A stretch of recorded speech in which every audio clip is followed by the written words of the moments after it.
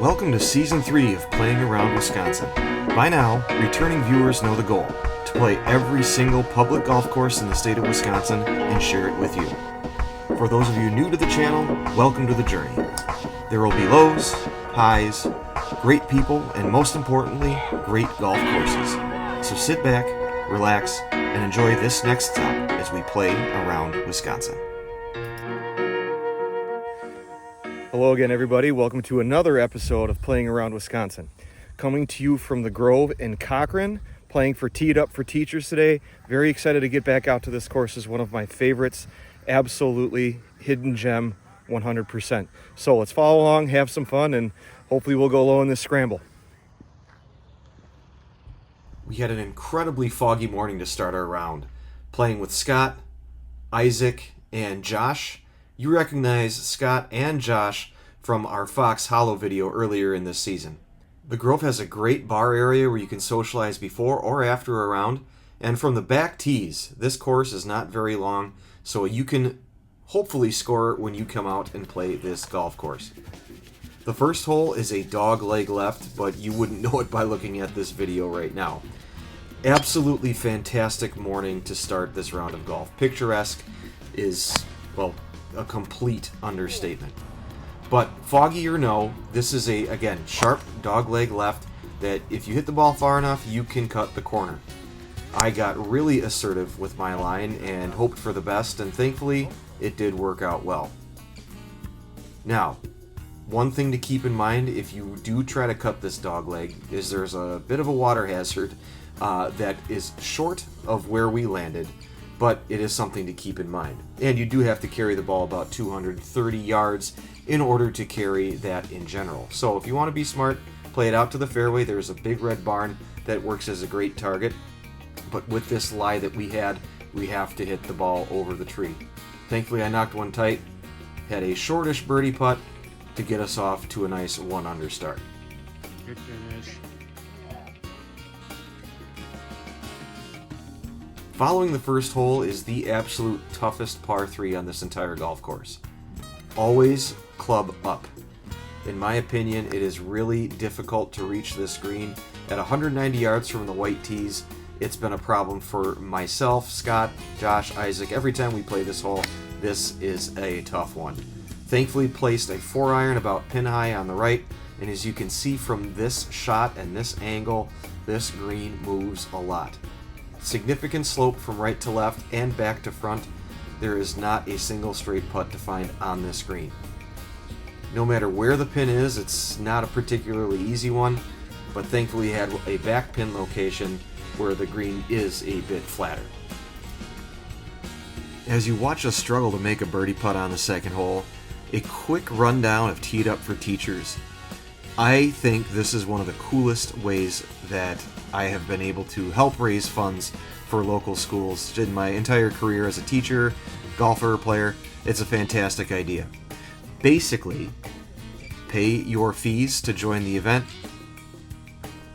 choose the school you want the money to go to, and all the money goes to that school. Selections for schools were Cochrane Fountain City, which we selected being the most local school, Alma, Winona School District, over across the water in Winona, Minnesota, and Cotter Schools, the Catholic school located in Winona. So, a great way to raise funds on your own time. And you can play anytime over the weekend. Just let them know you're here to play the Teed Up for Teachers, and you know your money's going to a fantastic cause. There's no real prize for the lowest score from the entire weekend, just bragging rights, and more or less just a great reason to have some fun and raise some money. But back to the golf course. The third hole, not a terribly long par 4, straight as an arrow, left is trouble, right you can get away with getting a little squirrely like we did here. Just take aim at the clubhouse, which is directly behind the green from the teeing area, and play away. Really disappointing par for us in a 4-man scramble on a hole that's not terribly difficult, especially when we put ourselves in pretty good shape. Following up the third hole is, well, you guessed it, the fourth hole. From the blue tees, this plays as a par 5, as it is quite a bit further back from the white tees, but never played the blue tees out here, always been in a scramble format, automatically coming from the whites. But that being said, it is a bit of a difficult par 4, especially if you don't put yourself in pretty good, decent shape off the tee. Unfortunately, none of us did a great job here. I wound up nicking the tree about 175 yards up on the right, knocked it right down. So Scott's drive wound up in one of these bunkers on the left, and we decided to play what we thought was an easier shot, despite the fact that it was coming in from a little over 200 yards.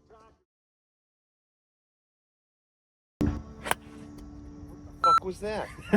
The gunshot. No joke, a gunshot in the middle of my backswing. Terrible result, but at least we can laugh at it now. But one thing you can keep in mind is no matter where you're coming in from on this hole, the fairway runs up to the green on a downslope. So if you land something short that has a lower loft, there's a good chance you're going to have a ball that runs up onto the green, giving yourself a chance to putt for hopefully a better score than a bad score. And the green too, as you can tell here, is absolutely massive with a good hump on the back. As you can see, my pitch shot rolls all the way back towards the cup, setting up Josh for a nice solid clutch par putt, keeping us still at 1 under par through 4 holes. The 5th hole at the Grove is a legitimate par 5.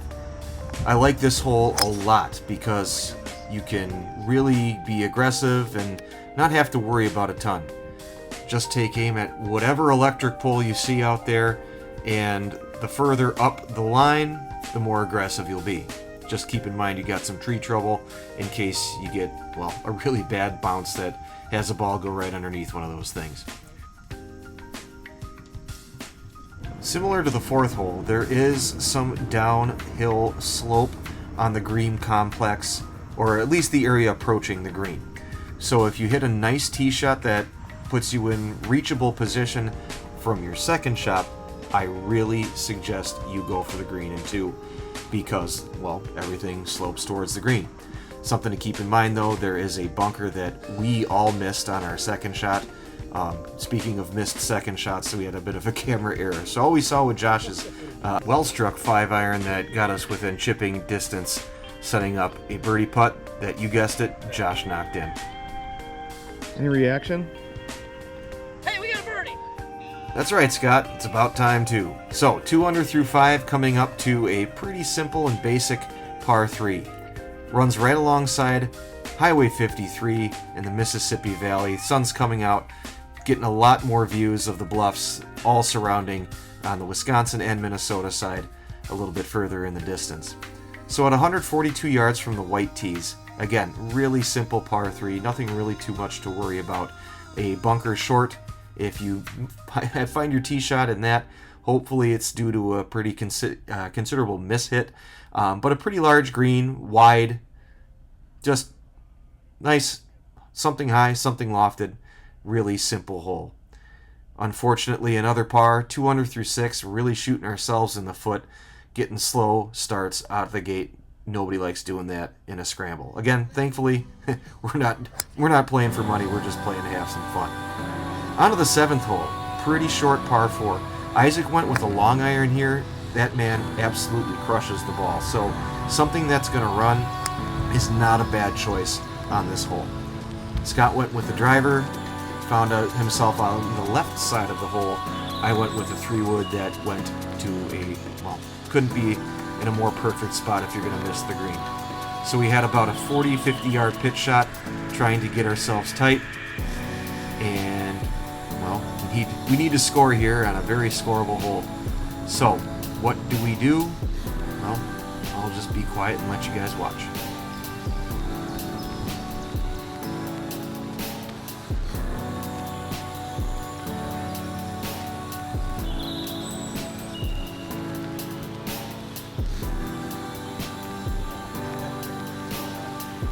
That shot felt particularly good, especially after, or hopefully you've watched the sandbox video and that entire debacle of struggling with the wedges all that day. On to the 8th hole, really unique, tiny little par 3 that runs along the course boundary. Only 100 yards from the back tees, nothing overly complicated here. Just some water to deal with on the short side of things, and not a very deep green as well in the grand scheme of things. But at 100 yards, there's no reason in the world, well, one of 4 people couldn't get the ball on the green. I decided to take a quick film of the water that's on the short left side of the green after seeing all those golf balls in there. A short hole, but kind of a sucker hole. If you hit something a little high, a little soft, and a little short, that water really does come into play. 2 out of our 4 tee shots actually reached the green. Mine was on the front side, left us a longer uphill putt, but we elected to take Isaac's tee shot, which was more pin high, had a little bit of a tougher downhill putt to tend to. Definitely not something, well, close enough for scoring a birdie, but leave it to Josh, knocks us in a par putt, keeps us from giving anything back to the golf course up to this point. To finish the front 9 at the Grove, you have a pretty straight, slightly uphill par 4 at about 370 yards. Left is a better miss than right, but if you hit the ball as far as Isaac does, you might carry all the junk on the right and wind up on the 3rd fairway. He's done it before, and I witnessed him do it again. Again, that man can absolutely mash. Both Scott and my tee shots found the fairway. Scott's was a little bit further up, and to the right, just inside 100 yards, you can see the 100-yard marker right behind our ball. One thing that I need you watching at home who are planning to play the Grove is hit a little bit harder than you might think. It is an uphill second shot from wherever it is that you're coming from, and the further back you are, the more club you're going to need. It's deceptively longer than what you might get on your rangefinder, so make sure you have enough club onto this tabletop kind of green. On the green, once you reach it, it is a pretty significant right to left slope. The back right side of the green is on a bit of a plateau or in a platform in and of itself. And you've probably noticed up to this point, a handful of these greens on the front 9 look a little patchy. And one thing I gotta give the Grove a ton of credit for, along with Scott making this birdie putt finally, is they do a great job of communicating with folks on their email playlist. So it was no surprise to see a couple of the greens weren't in the best shape, and they owned it, having some sprinkler issues. If you're familiar with the Skyline video from earlier in Season 2, one thing, you can't expect perfection out there. You like to, but my goodness gracious, folks work their butts off to try to make courses playable and fun, and if nothing else, let folks know. And huge shout out, props to the Grove for letting people know and keeping people aware. The 10th hole starts just to the left of the first tee box and has a dogleg right shape that goes around the same water that the first hole has a dogleg left shape around. And similarly to the first hole, if you try to cut that dogleg, you're going to have to deal with a nice tall tree to hit a wedge over. So cut the dogleg at your own risk.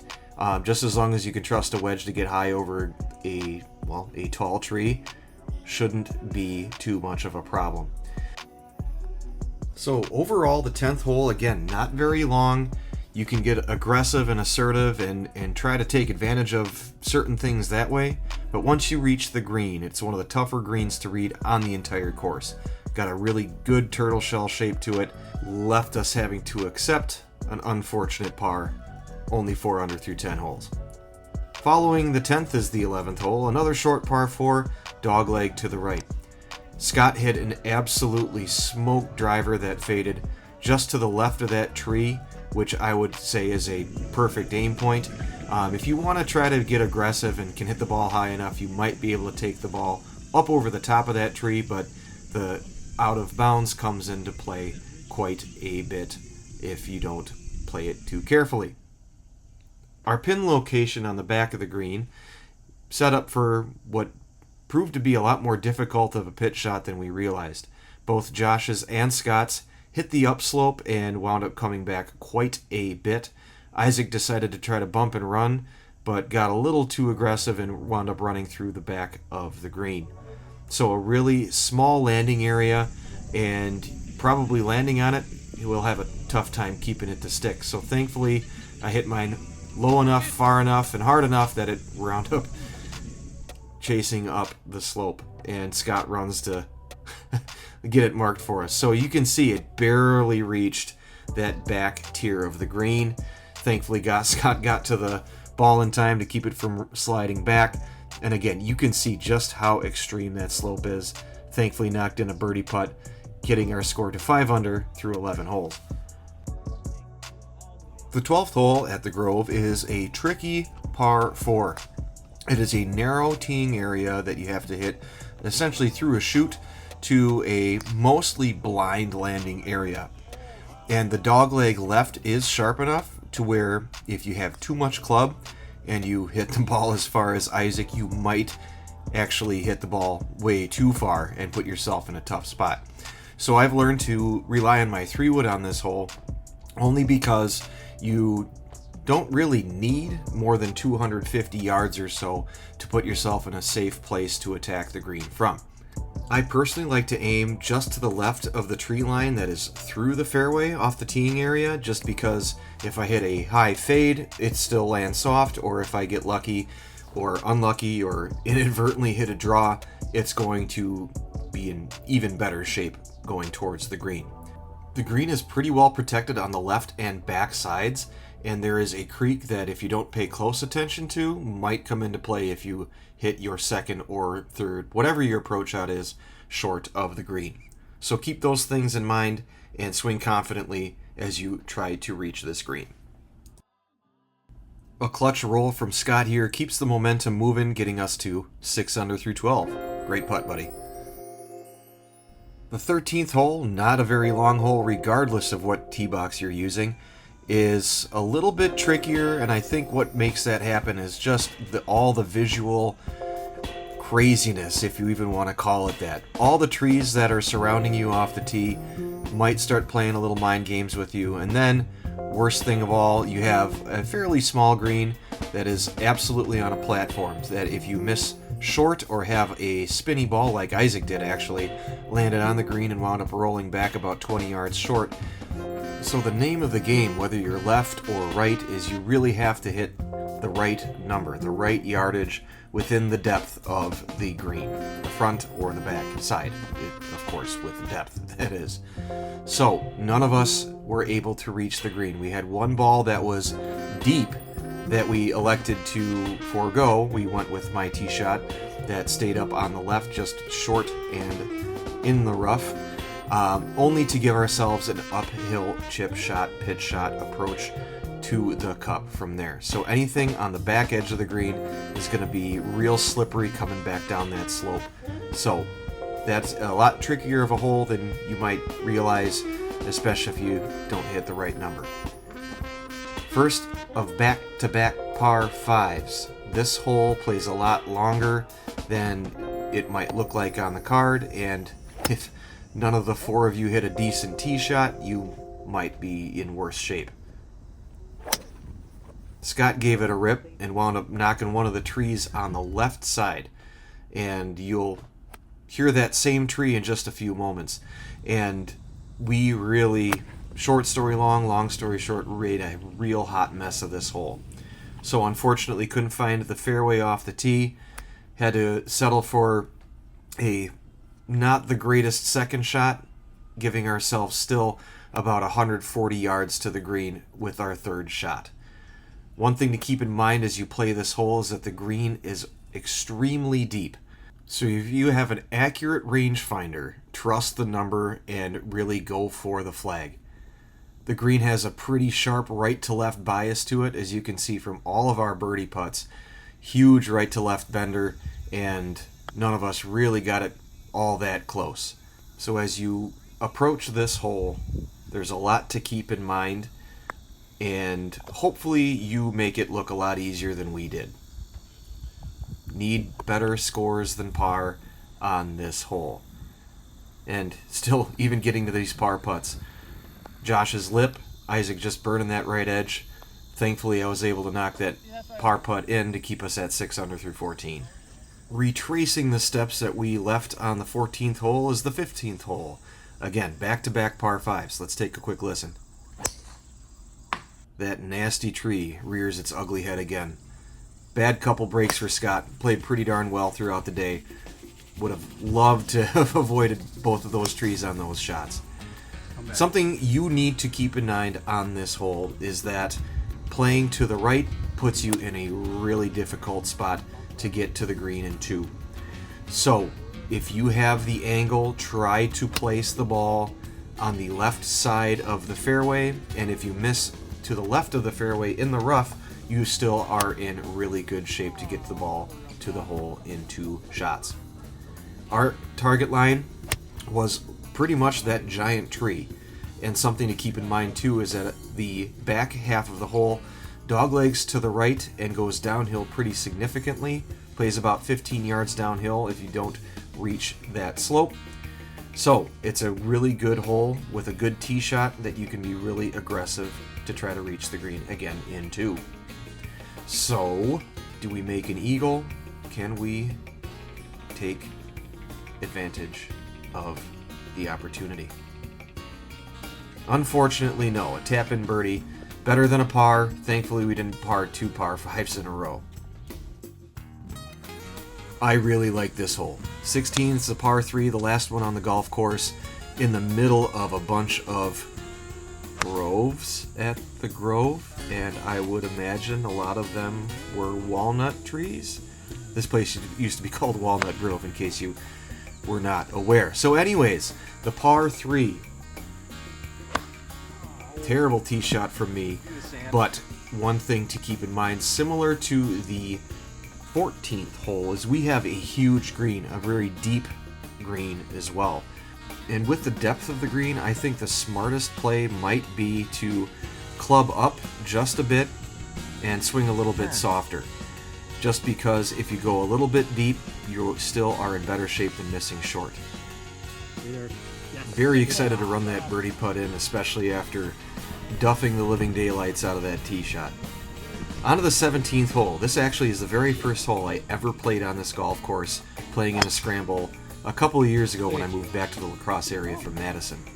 A short par 4 going right into the teeth of those trees. It gets super narrow as you get closer to the green with actually a creek, a kind of a dried creek bed sometimes that runs up the left side of the hole. Right is dead, left is a lot of trouble, so you gotta find something that stays in play. Thankfully, Isaac tatered his tee shot as we've established firmly the man hits the living daylights out of the ball, put us in great shape to have a short little pitch shot up onto this green.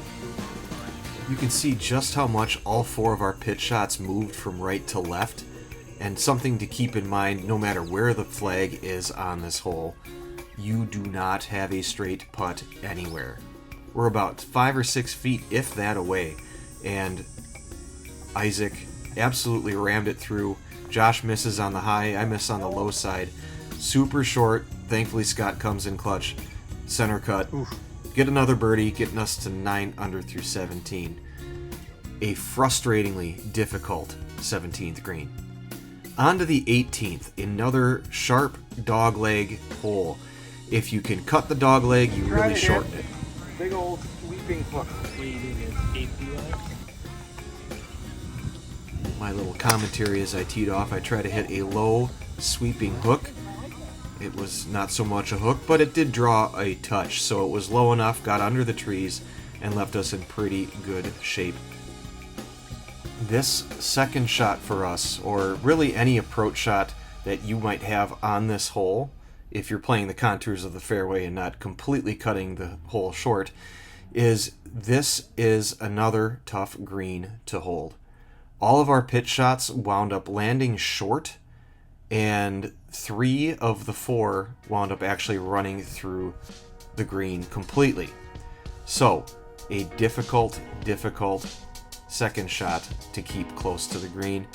And say no more, Isaac steps right up, knocks in a birdie putt to get us to double digits under par on the day.